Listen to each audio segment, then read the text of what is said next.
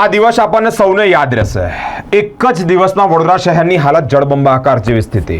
મિત્રો, ધોધમાર વરસાદ વરસ્યો અને વરસાદને લઈને વડોદરા શહેર જળબંબાકાર થઈ ગયું। મિત્રો, એના માટે જ રવિવારનો દિવસ હોય, આજે રજાનો દિવસ છે, તેમ છતાં પાલિકાની વડી કચેરી ખાતે મહત્વની બેઠક મળી। મિત્રો, સાંસદ ડોક્ટર હેમાંગ જોશી સાથે કમિશનર શ્રી સાથે અનેક ધારાસભ્યોમાં રાવપુરા વિધાનસભાના ધારાસભ્ય બાળકૃષ્ણ શુક્લા, શેરવાડી વિધાનસભાના ધારાસભ્ય મનીષાબેન વકીલ, સયાજીગંજના ધારાસભ્ય કેયુરભાઈ રોકડિયા, અનેક મહાનુભાવો અને અધિકારીઓ વચ્ચે આ પરિસ્થિતિ ફરી ન સર્જાય તે અંતર્ગત એક અગત્યની બેઠક વડી કચેરી ખાતે મળવા પામી છે। 24મી તારીખ અને એ જ તારીખે એક જ દિવસમાં વરસાદ વરસ્યો અને શહેરમાં જળબંબાકાર જેવી સ્થિતિ થઈ।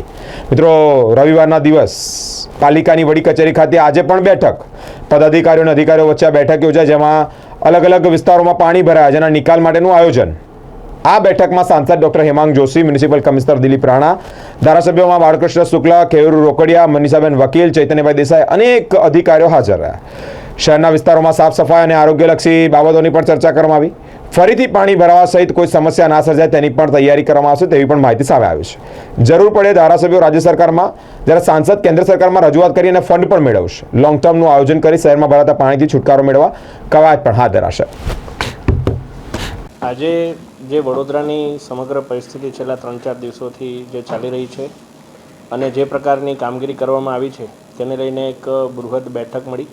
માનનીય વિધાનસભાના મુખ્ય દંડક શ્રીમાન બાળકૃષ્ણ શુક્લજી, તમામ આદરણીય ધારાસભ્યશ્રીઓ, કોર્પોરેશન તરફથી આપણા સ્ટેન્ડિંગ કમિટીના ચેરમેન, મ્યુનિસિપલ કમિશનરશ્રી અને તમામ અધિકારીશ્રીઓ સાથે મળી પહેલાં તો અત્યાર સુધીની કઈ કામગીરી કરવામાં આવી, પછી એ કામગીરી વોટર લોગિંગ મેનેજમેન્ટની હોય, રોડ રસ્તાના મેન્ટેનન્સમાં ઇમિડિયેટ રિસ્પોન્સની હોય, રીલોકેશન જ્યાં કર્યું હોય ત્યાંના જે રીલોકેટેડ સિટીઝન્સને કયા પ્રકારની સહાયતા પહોંચાડવામાં આવી છે એ બાબતની હોય, તથા તમામ પ્રકારની જે હાલની પરિસ્થિતિમાં વિશ્વામિત્રીનું જે વોટર લેવલનું જે મેન્ટેનન્સ હોય એ તમામ બાબતે એક વિસ્તૃત રૂપે ચર્ચા થઈ।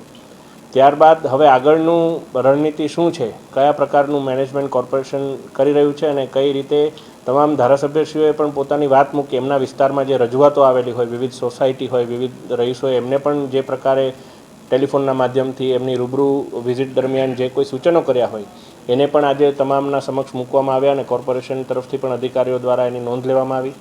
જે પ્રકારે આ જે સમગ્ર ઘટના છે એ ઘટનાનું મેનેજમેન્ટ અત્યારે હાલ વડોદરા કોર્પોરેશન ખૂબ સુદૃઢ રીતે કરી રહ્યું છે, પરંતુ હવે આવી ઘટના ફ્યુચરમાં ના થાય એના માટેના પરમનન્ટ અથવા લોંગ ટર્મ સોલ્યુશન શું, તો આ તમામ બધી ચર્ચાઓ કર્યા બાદ આ બાબતે પણ એક વિસ્તૃત ચર્ચા થઈ અને એની અંદર કોર્પોરેશન તરફથી તમામ ધારાસભ્યશ્રીઓ તરફથી પણ એક એવો આશાવાદ વ્યક્ત કરવામાં આવ્યો કે રાજ્ય સરકારમાં પણ કોઈ પ્રકારે રજૂઆત કરવાની હશે તો તમામ ધારાસભ્યો એક થઈ અને કોર્પોરેશનની સાથે માનનીય આપણા તમામ મંત્રીશ્રીઓની મદદ લઈ અને જવાના છે।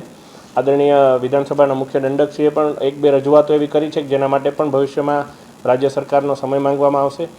એ જ પ્રકારે અમુક જે એવા લોંગ ટર્મ સોલ્યુશન્સને લગતા મુદ્દાઓ કેન્દ્ર સરકારને લગતા હોય તેની અંદર પણ અમારા દ્વારા યોગ્ય સમયે જેવું કોર્પોરેશન તરફથી પ્રપોઝલ કોઈ પ્રકારે બનાવવામાં આવે ત્યારબાદ કેન્દ્ર સરકારના પણ મંત્રીશ્રીઓનું મુલાકાતનો સમય લઈ અને ટીમ વડોદરા એક થઈ અને એના માટે પણ રજૂઆત